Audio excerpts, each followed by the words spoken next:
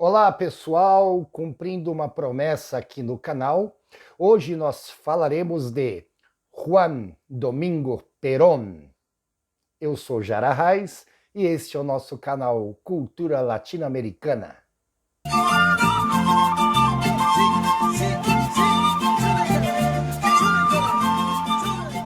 Hoje nós vamos falar aqui de uma figura importantíssima para o cenário político argentino, odiado por uns, amado e idolatrado por outros. Este é Juan Domingo Perón, o famoso Perón.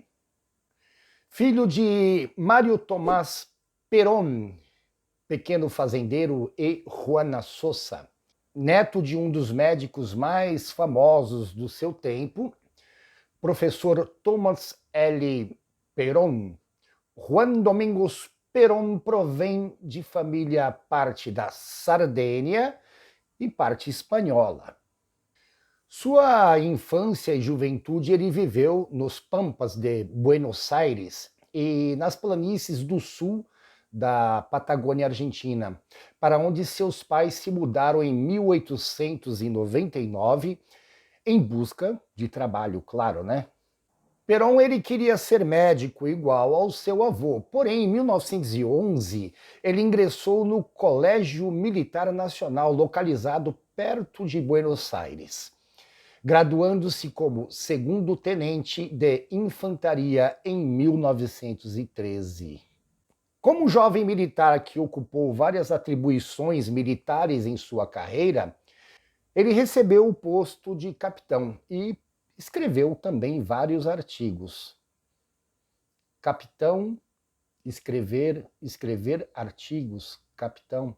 Bom, só para constar aqui, militar moral, higiene militar, campanha do Alto Peru, a frente leste da primeira GM, viu gente? GM de 1914, né? Porque o YouTube tem uma certa política aqui em alguns termos, né? Estatutos estratégicos que foram adotados como livros didáticos na escola militar. Caramba, gente, é engraçado, né? Associar capitão ao intelecto. Eu estou fazendo aqui Eu estou aqui meio tentando raciocinar, né? Bom, vamos lá. Em 1930 já era membro do Estado-Maior do Exército e professor de História. Quê? História Militar, na Escola Superior de Guerra. Era professor de História e História Militar na Escola Superior de Guerra. Ele continuou a publicar textos militares e escreveu um dos estudos sobre, pasmem, a língua dos índios araucanos, originários da região da Patagônia, em Topamínia, Patagônia da etimologia araucana, em 1935. Aqui me faz lembrar um fato ocorrido, até parafraseando ou lembrando a dupla Tangos e Tragédias, uma dupla espetacular, que eles falavam de uma ilha flutuante chamada Esbórnia, né? E eu tô lembrando aqui, Esbórnia teve um capitão que foi totalmente desqualificado pelo exército e expulso do exército, né, convidado a se retirar. Não foi expulso porque o advogado dele era muito bom, né? E essa ilha flutuante, ninguém nunca imaginou que um louco expulso pelo exército iria um dia se tornar presidente dessa ilha, né? E além de ser expulso, ele era um cara totalmente desqualificado, sem intelecto, nunca escreveu nada, nunca fez nada. E só estou lembrando aqui, né? Fazendo uma referência aqui com o intelecto na época, o jovem capitão, o jovem capitão, professor de história, escritor de várias obras do Juan Domingos Perón. Vamos tocar o barco, né? Em 1936, com a patente de major do Exército, foi nomeado adido militar na Embaixada Argentina na República do Chile. E no mesmo ano subiu para o posto de tenente-coronel.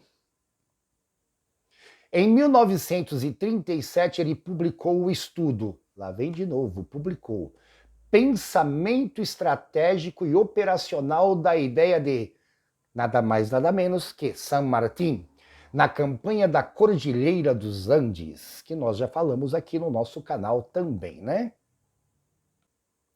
Em 1939, ele se juntou à missão de estudos no estrangeiro que o exército argentino enviou para a Europa, com sede na Itália. Ele se especializou em infantaria em regiões de montanha. De volta em 1940, após uma turnê na Espanha, Alemanha, Hungria, França, Iugoslávia e Albânia, ele foi designado para o Centro de Treinamento em Montanhas, em Mendoza. Em 1941, foi promovido a coronel. Em 1943, a sua vida militar começa a dar lugar à vida política, função exercida até a sua morte. Em 1929, Perón casou-se pela primeira vez com Aurélia Tizán, que morreu em 1937, ainda jovem, vítima de um problema sério no útero. O segundo casamento durou 7 anos, de 1945 a 1952, com a querida e idolatrada Evita Perón, mais conhecida como Evita.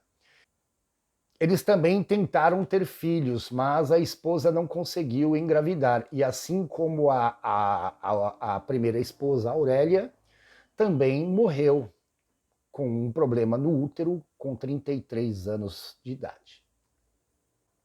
Em 1961, casou-se pela terceira vez, agora com Maria Estela Martínez, mais conhecida como Isabelita Perón. O matrimônio durou 13 anos.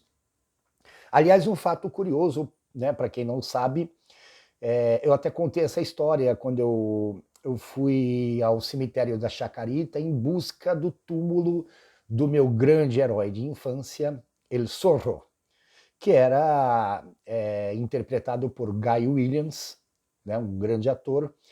E Isabelita Perón, na época, quando o Guy Williams terminou a série Zorro, ela convidou para fazer parte ali do movimento educacional argentino, fazendo esquetes em escolas públicas, né?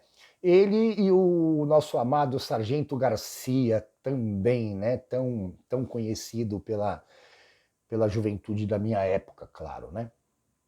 E ele gostou tanto da Argentina e de Buenos Aires que ele acabou se casando, né, com uma argentina, e até quando ele faleceu, né, e foi enterrado no cemitério da Chacarita. Pena que quando eu cheguei lá, os seus restos mortais já havia sido transferido para Califórnia, né? Califórnia? Acho que era Califórnia. Mas é isso aí, gente. É um fato curioso da nossa Isabelita Perón. Perón tentou novamente ser pai, mas a esposa não conseguiu engravidar. A união durou até a sua morte em 1974. Sua esposa o sucedeu na presidência da Argentina até 1976. Devido à falta dos filhos, né, afirmou em entrevistas que a pátria argentina era sua herdeira. Em 1943, Perón foi nomeado secretário do Trabalho e Segurança Social. Com o apoio do movimento sindical, começou a desenvolver uma política ativa de proteção dos trabalhadores. Eles criaram os tribunais trabalhistas. O decreto de 33.302/43 foi aprovado. Estender a todos os trabalhadores verbas rescisórias, olha só que bacana, mais de 2 milhões de pessoas beneficiadas para estender o sistema de aposentadoria. Foi criado o Hospital Policlínica para os Trabalhadores da Estrada de Ferro e as escolas técnicas que foram estabelecidas visando os trabalhadores argentinos. Aos poucos, foi ganhando respeito e notoriedade, aumentando sua popularidade e autoridade, especialmente pelo apoio que recebeu dos trabalhadores precários chamados descamisados. No dia 9 de outubro de 1945, Perón foi destituído do seu cargo por um golpe civil militar. Eu acho que eu já conheço essa história, né? Que o colocou na cadeia, provocando uma crise no governo. Evita Perón e líderes sindicais reuniram os trabalhadores da Gran Buenos Aires e exigiram a sua libertação. Diante da enorme multidão, os militares não tiveram outra opção senão libertar Juan Domingos Perón no dia 17 de outubro do mesmo ano. Neste dia, Perón discursou para mais de 300 mil pessoas e a sua palavra foi transmitida pela rádio para todo o país. No seu discurso, prometeu ao povo argentino a realização de eleições que estavam pendentes e construir uma nação forte e justa. E dias depois casou-se com Evita, como era popularmente chamada a Evita Duarte, Evita Perón, que o ajudou a dirigir o país nos anos que se seguiram. Em 1946, a candidatura formada por Perón e Quijano ganhou as eleições de 1946 com 52,4% dos votos. Exerceu seu mandato durante 6 anos. No início do seu mandato, o novo governo herdou uma grande quantidade de reservas internacionais, mas uma economia interna descapitalizada. O nominho difícil. Seus objetivos eram aumentar o emprego e o crescimento econômico, a soberania nacional e da justiça social. Ele nacionalizou os bancos, ferrovias, Banco Central, algumas companhias de eletricidade. A indústria cresceu e as importações foram regularizadas. Internacionalmente declarou uma terceira via entre as potências da Guerra Fria e tinha boas relações diplomáticas com ambos, tanto os Estados Unidos como a União Soviética.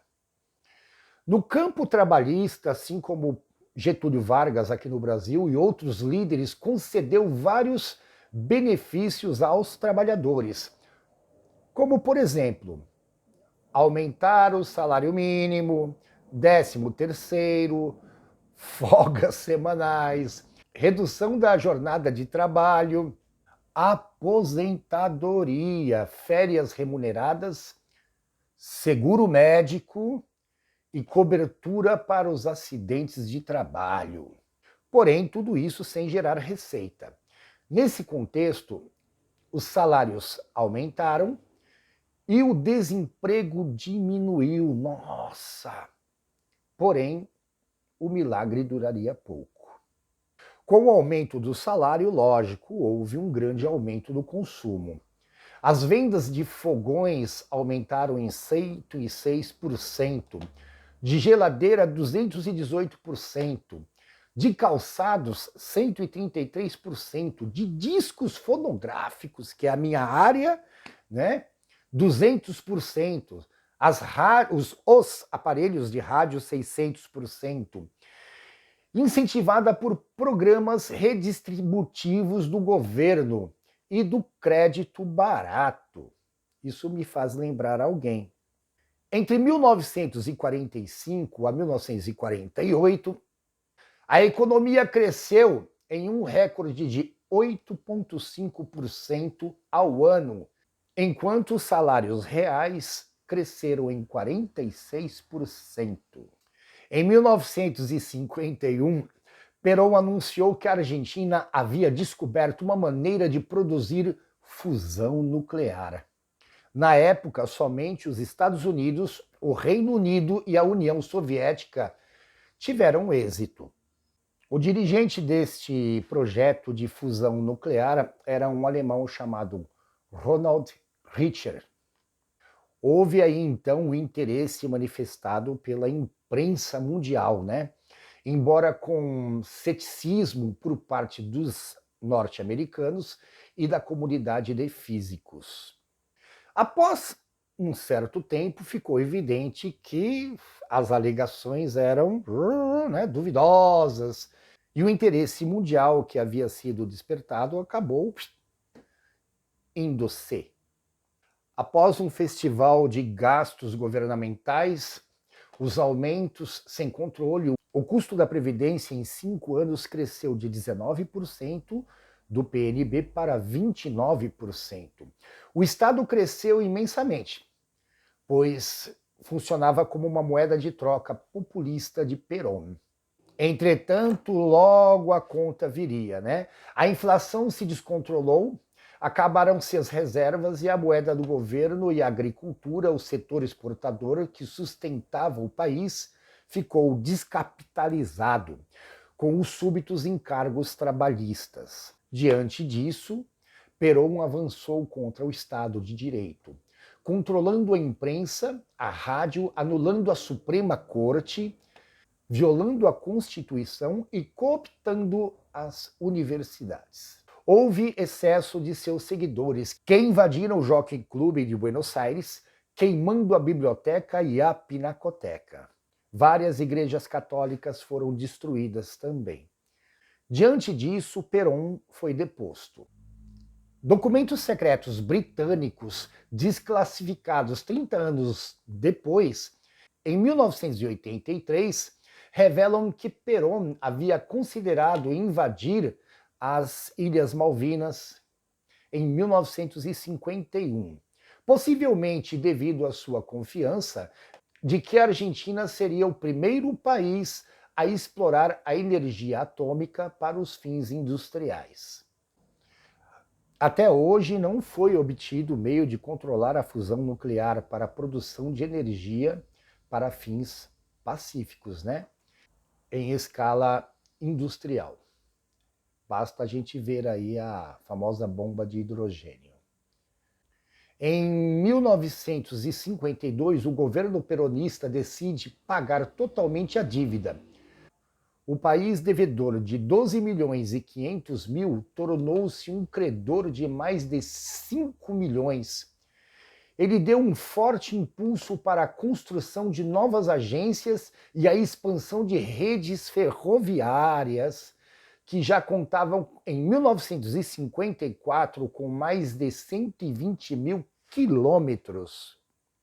Ele lançou o primeiro gasoduto que liga a cidade de Comodoro Rivadavia a Buenos Aires, com um comprimento de 1,6 mil quilômetros. Foi inaugurado em 29 de dezembro de 1949, o primeiro de seu tipo na América do Sul, o maior do mundo no seu tempo. Após as eleições de 1946, Evita começou a abrir uma campanha para sufrágio das mulheres, por meio de manifestações de mulheres. O projeto foi apresentado logo após Perón, 1º de maio de 1946, assumir o governo. Em 1947, a lei foi aprovada e reconhecida. O sufrágio das mulheres estabeleceu-se a igualdade de direitos políticos entre homens e mulheres. Graças a isso temos Cristina Kirchner hoje, né? A política de saúde foi enfatizada. Tornou-se obrigatória a vacinação. Em 1942, antes de assumir o governo, cerca de 6,5 milhões de pessoas tinham execução de abastecimento de 4 milhões de serviços de saneamento básico de água, né? E em 1955 os beneficiários eram 10 milhões e 5,5 milhões respectivamente. Perón foi reeleito em 1951, ganhou com 62% dos votos, momento que ele modificou algumas de suas políticas no país. O segundo governo peronista foi caracterizado pelo aprofundamento de políticas distributivas que caracterizavam o primeiro governo, dando maior ênfase à melhoria da educação e da saúde pública. A mortalidade infantil era de 80,1 por 1.000 habitantes em 1943, caiu para 66,5 por 1.000 habitantes em 1953. E a expectativa de vida aumentou de 61,7 anos para 66 em 1953. Lançou um programa de obras públicas em 1952. Cerca de 6,5 milhões de pessoas tinham abastecimento de água corrente e 4 milhões de serviço de esgoto. Em 1955, os beneficiários eram de 10 milhões e 5,5 milhões. Evita morreu devido a um câncer no útero, aos 33 anos, em 1952. Em 1954, o Congresso aprovou uma emenda do Código Civil que autoriza o divórcio, eliminando isenções fiscais para instituições religiosas e a igualdade jurídica entre homens e mulheres. Em 16 de junho de 1955, ocorreu um ataque das forças militares contra a Casa Rosada, que ficou conhecido como o Bombardeio da Praça de Maio. Forças da aviação naval e da aeronáutica bombardearam a sede do governo, na Praça de Maio, ou Plaza de Mayo, como se diz em Buenos Aires, onde aconteciam manifestações populares em apoio a Perón, causando a morte de mais de 300 pessoas e ferindo cerca de 800 pessoas. Perón saiu ileso, pois não se encontrava na sede do governo naquele momento, no momento do ataque. No dia 16 de setembro de 1955, teve início a uma rebelião militar em Córdoba, que resultou, ao meio-dia do dia 19, na renúncia de Perón. Perón teve que se exilar, fixando-se na Espanha. E mesmo no exílio, continuou sendo popular para os argentinos. Bom, Perón se estabeleceu em Madrid, onde em 1961 se casou novamente com Maria Estela Martínez Perón. Durante os seus 18 anos de exílio, Perón manteve sua influência política na Argentina. O regime militar do general Alejandro Lanusse, que tomou o poder em março de 1971, proclamou sua intenção de restaurar a democracia no final de 1973 e permitir o restabelecimento dos partidos políticos, incluindo o Partido Peronista. O governo militar, liderado pelo general Lanusse, convocou eleições presidenciais para 11 de março de 1973, mas Perón não podia concorrer.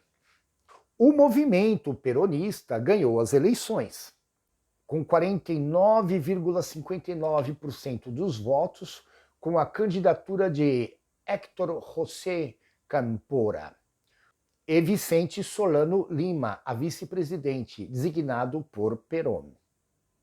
Ou seja, ele não podia concorrer, mas ele indicou os seus candidatos. E aí, em 1973, Perón regressa à Argentina. Uma vez no gabinete da presidência, Héctor Cámpora e o seu vice-presidente Vicente Solano Lima renunciam e pediram novas eleições presidenciais, sem proibições, para 27 de setembro de 1973. A candidatura do movimento peronista, claro, foi o casal Juan Domingos Perón e sua esposa Isabelita Martínez de Perón, ficando com a vitória com mais de 60% dos votos. A sua terceira gestão ela foi curta, né? Perón faleceu dia 1º de julho de 1974. Isabelita Perón, a quem os argentinos não tinham muita afeição, assumiu a presidência, mas foi destituída pelos militares em 1976, que aí será uma outra história. Aí está, gente, uma pequena biografia do nosso Juan Domingo Perón, como eu disse, né, amado por muitos, odiado também, né? Assim como nós temos os casos aqui no Brasil, mas definitivamente Perón trouxe muita coisa boa para a Argentina. E hoje ainda existe e é muito forte, e eu digo que é um dos mais fortes na Argentina, o movimento peronista. E eu até conversando com amigos que são peronistas, né? O movimento peronista hoje ele é praticamente baseado em torno dos direitos humanos, né? Então, é um movimento simpático. Mas, enfim, como a gente sempre diz, né, existem os prós e os contras, né? Assim como hoje o crescimento de uma extrema-direita, né? E também as lutas de classe, as lutas pelos direitos humanos através de outros movimentos de esquerda, né? Então, sempre temos essa dualidade. Eu, particularmente, aqui, nosso canal Cultura Latino-Americana, nós não nos posicionamos politicamente, mas também nos posicionamos diante dos direitos humanos, né? Então, sempre quando houver algo contra os direitos do trabalhador, contra os direitos humanos, os direitos dos índios, dos afrodescendentes, LGBT, tudo que for contra, né? Tudo que for contra exatamente o que nós falamos, né? Repetidamente, direitos humanos, o canal Cultura Latino-Americana se posiciona contra, porque o objetivo da arte, o objetivo da cultura é estar ao lado do povo, ao lado, né, da grande massa, dos trabalhadores, enfim. É isso aí, é o nosso canal Cultura Latino-Americana. Gente, peço a todos que curtam o nosso canal, se inscrevam e dê o like e divulguem o nosso trabalho, né? Que é importante para todos nós aqui do canal, o crescimento, né, do nosso trabalho, o crescimento do nosso canal e também, lógico, né, trazer um pouquinho de conhecimento e cultura para todo o povo, tá bom? É isso aí, muito obrigado a todos e até o próximo vídeo.